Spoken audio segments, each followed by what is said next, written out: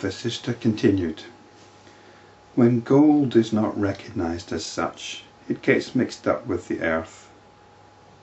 When Brahman is not thus recognized, the impurity of ignorance arises. The knower of Brahman declares that such a great one is himself the Lord and Brahman. In the case of the ignorant, the non-recognition of the truth is known as ignorance.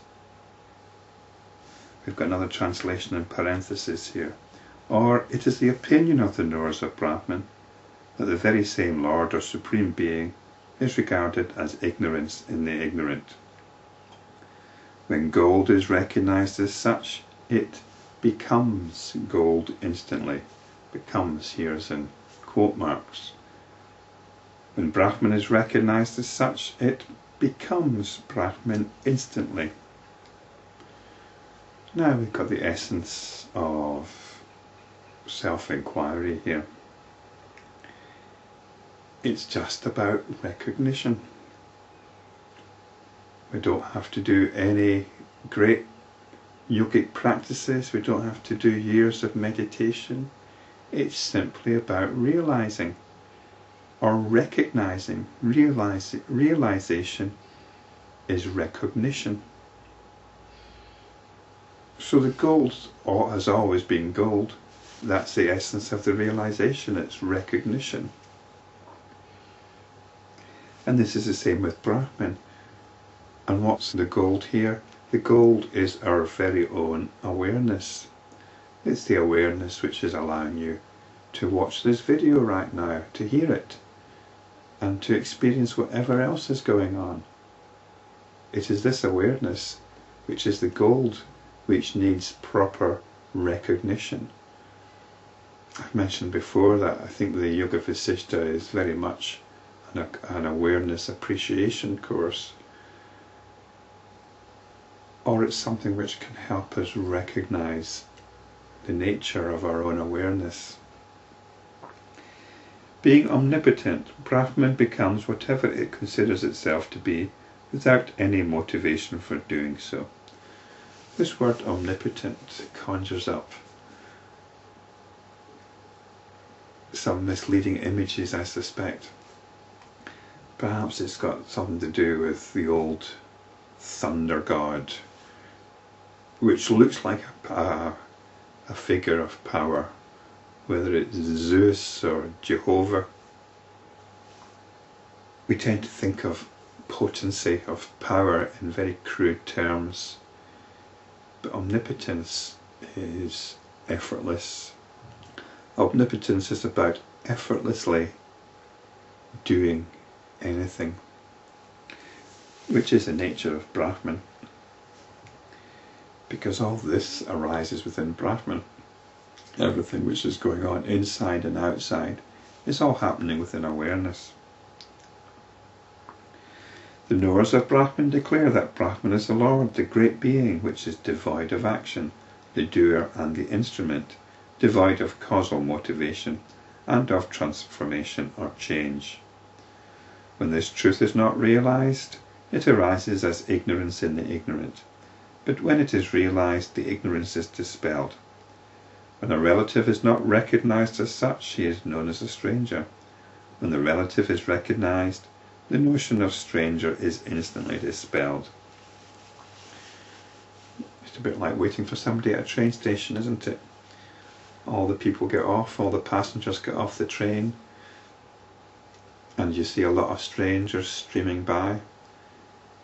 You're waiting for a relative or a friend, a loved one, and you might not recognize them straight away. You might not recognize them until they're quite close up, especially if you haven't seen them for a long time. When one knows that duality is illusory experience, there is realization of Brahman the Absolute. When one knows this is not I, the unreality of the ego sense is realized. From this arises true dispassion.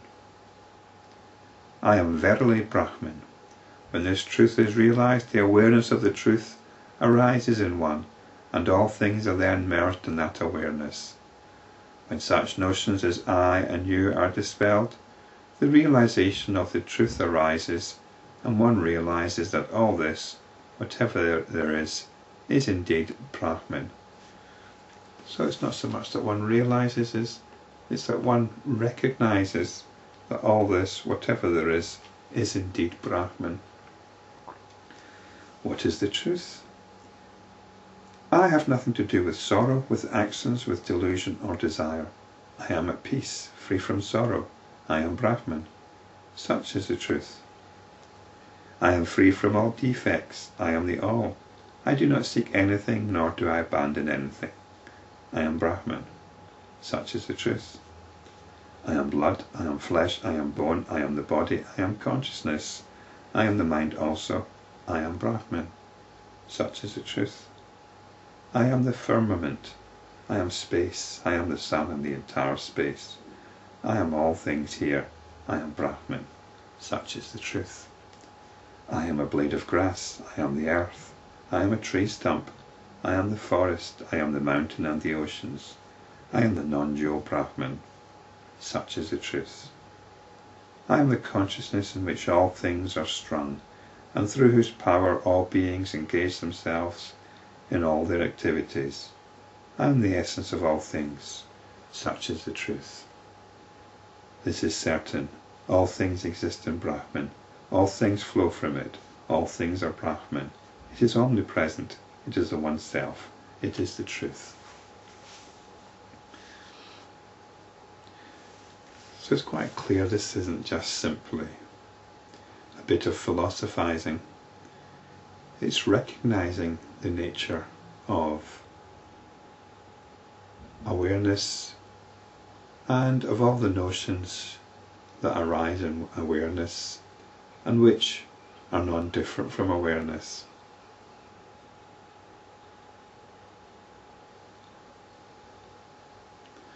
You could say it's empirically obvious.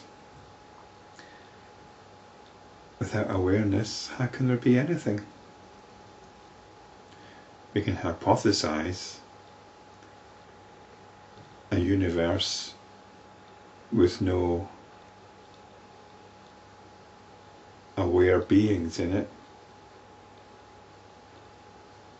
But how can that be anything other than a hypothesis, which is also a result of awareness? So all possibilities are also included in awareness.